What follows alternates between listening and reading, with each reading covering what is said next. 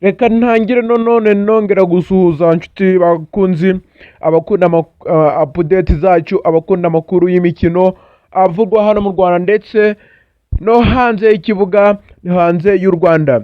Ubu munsi tukaba tugiye ku bakinnyi batatu b'impanga bagiye bahamagaye mu kipe national y'Amavubi. Akaba ari abakinnyi beza cyane kandi bakaba batanga umusaruro kandi ugaragara mu kipe yacu national y'Amavubi. Ukaba ari amahirwe twagiye tubona muri zino mikino bari gukina, akaba ari abakinnyi bafashe Amavubi gutwara igikombe cya FIFA series. Aba bavandimwe tugiye kugarukaho ni abavandimwe batatu, bakaba baravukiye mu gihugu cy'Ubudage muri Seinsberg, akaba ariho bavukiye.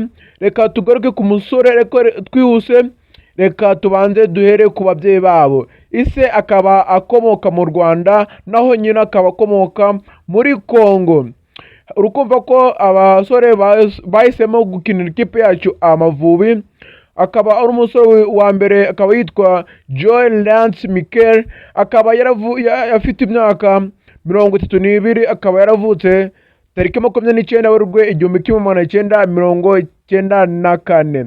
Anababwiye ko yavukiye muri Seinsberg mu Budage. Akaba ngubu akaba akinira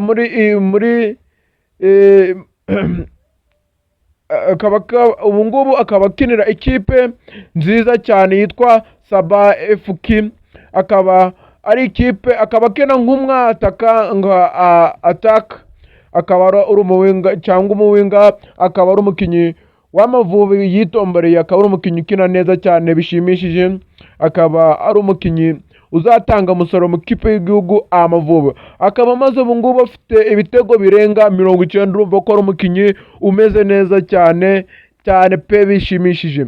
Umukinnyi wa kabiri akaba bita Joyce Ride Mikel, nawe akaba yaravutse tariki 29 Werurwe 1994, akaba afite imyaka 32. Ukumva ko abo basore maze kuvuga ari abasore bavukana. Akaba akinira nawe Karivani FK yo muri Araja. Akaba ari umusore ukina nawe, akaba ari umusore ukina neza cyane kandi ukina nk'umuwinga cyangwa umuforward. Akaba ari umukinnyi ugenda utanga umusaruro mwinshi cyane.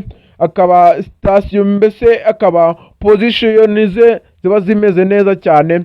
Akaba nawe ari umusore ikipe Amavubi yitombere neza cyane. Akaba nawe afite ibitego byinshi, agenda nawe yitwara neza mu kipe muri Karivani FK akinamo Arajabaiskan. Akaba reka twihuze tugaruke ku musore bita Leo Jacques Mikel. Mikel akaba ari musore mutoya urimo, akaba yaravutse tariki 25 Kamena 1995. Ukumva ko bariya bakuru be bamurusha umwaka umwe. Akaba afite imyaka 30.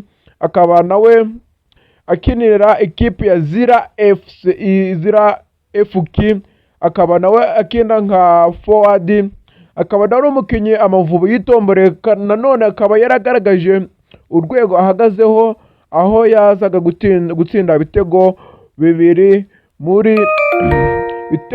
yabitsinze neza. Akaba yari muri FIFA series afasha ikipe y'igihugu Amavubi kwitwara neza. Nawe akaba ari kumva ko ari umusore wagiye witwara neza mu makipe yagiye arimo.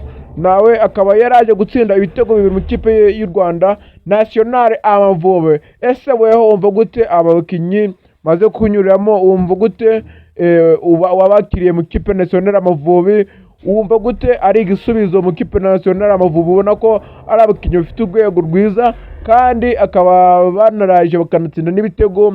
Aya ni amahirwe twagize. Ushobora kubona u Rwanda rukomeje kugenda rwitwara neza. Mwibutse ko nyuma yo gutwara FIFA series yabereye hano mu Rwanda, rwanakiriye rwahise rwiyongera ku imyanya 2.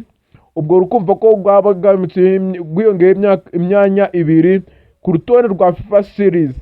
Akaba ari aba bakinnyi benshi cyane, hari abakinnyi benshi cyane u Rwanda rugenda rutekerezaho kuzana mu kipe y'igihugu, ariko bamwe kubera ibibazo bigiye bitandukanye ntibaze, ariko kumva ko u Rwanda narwo rushamo imbaraga gushaka abakinnyi b'abanyarwanda baza gukinira ikipe yacu, reka turebe ko ikipe yacu izaba yitwara neza cyane. Ariko nawe twumva aka kanya ndagusaba, niba uri kurebera kuri TikTok ndagusaba gukanda follow, warebera kuri YouTube ndagusaba gukanda subscribe, ariko niba hari n'abakinnyi wifuza ko tuzakugezaho ubasige muri comment. Ndabakunda, ciao ciao, twari kumwe ni Eugene Reporter, ndabakunda, ciao ciao.